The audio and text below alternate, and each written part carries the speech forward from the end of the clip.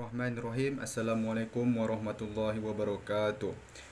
Perkenalkan, nama saya Muhammad Al-Paridhi. Saya dari Universitas Islam Negeri Sultan Syarif Kasim Riau, Fakultas Tarbiyah dan Keguruan, jurusan Pendidikan Ekonomi dari kelas C Manajemen. Adapun tujuan saya membuat video ini adalah untuk memenuhi tugas ujian tengah semester Manajemen Pemasaran yang diampu oleh Bapak Hendra Riovita MM. Bismillahirrahmanirrahim. Assalamualaikum warahmatullahi wabarakatuh. Perkenalkan, nama saya Muhammad Al-Paridhi. Saya dari Pendidikan Ekonomi kelas 5B Manajemen Pendidikan Ekonomi. Di sini saya akan menjelaskan tentang manajemen pemasaran dan proses pemasaran produk jasa guru. Yang pertama itu adalah latar belakang. Istilah pasar banyak diartikan secara beda sesuai dengan sudut pandang masing-masing yang menggunakannya. Tetapi secara substansi, kebutuhan dan keinginan konsumen mengawali kehadiran produk yang dapat memenuhinya. Hal tersebut terungkap melalui jembatan penyeberangan yang disebut dengan motivasi dan kemampuan membeli yang dimiliki konsumen.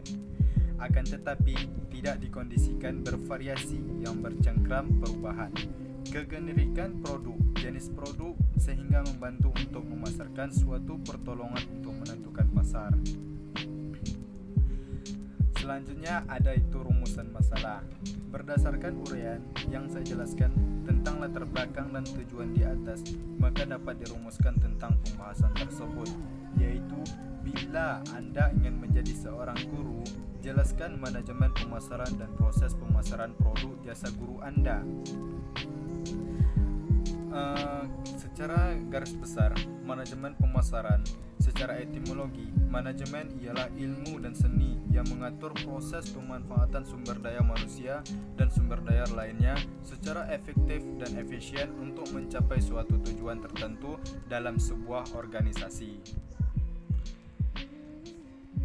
Selanjutnya ada itu proses pemasaran. Menurut Hendra 2015, proses pemasaran itu meliputi yang pertama itu menganalisis proses pasar. Maksudnya adalah kita harus menganalisis proses pasar jasa guru kita. Kita itu harus tahu bagaimana produk kita, bagaimana cara kita menentukan produk kita, apakah kita layak di sini ataukah kita layak di suatu tempat yang lain. Menganalisis pasar itu, analisis lingkungan pemasaran dilakukan untuk meraih peluang-peluang dari setiap perubahan-perubahan yang terjadi. Yang kedua itu, kita meneliti dan memilih pasar, sasaran, dan upaya memposisikan pasar.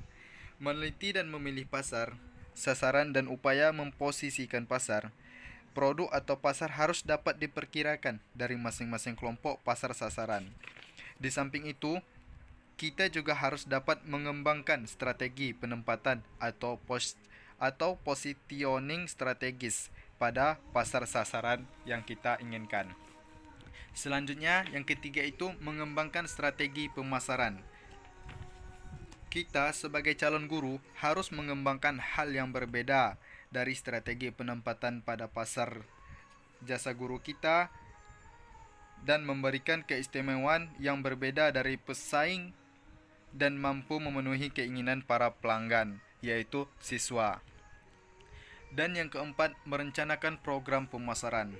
Merencanakan program pemasaran, strategi pemasaran terdiri atas pengambilan keputusan tentang biaya pemasaran, bauran pemasaran, dan alokasi pemasaran. Dan yang kelima itu, mengorganisasikan, melaksanakan, dan mengendalikan pemasaran. Dalam hal ini, kita sebagai calon guru membentuk struktur personalia pemasaran kita dan menetapkan tugas secara jelas serta terkoordinir serta melatih, mengarahkan, memotivasi, dan mengevaluasi semua personalia tersebut. Sementara itu, proses pemasaran secara berkala menganalisis profitabilitas dari berbagai produk, kelompok pelanggan, saluran distribusi, dan berbagai pesanan yang ada. Kesimpulan dari manajemen pemasaran dan proses pemasaran produk jasa guru itu.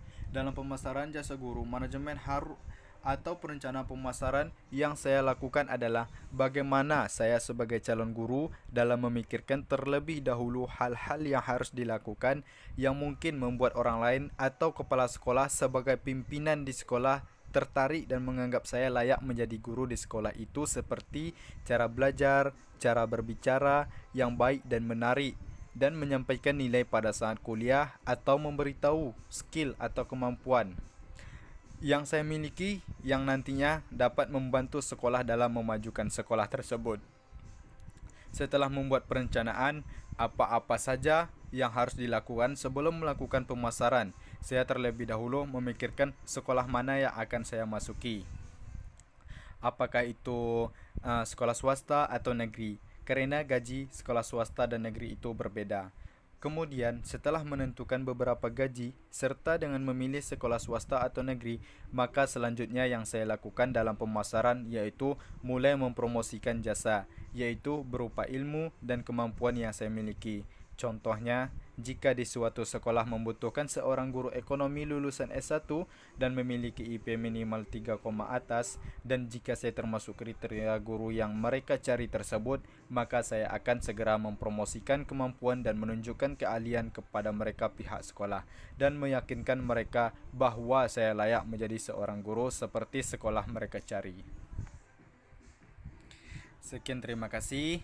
Saya akhiri dengan wabillahi taufiq wal hidayah. Assalamualaikum warahmatullahi wabarakatuh.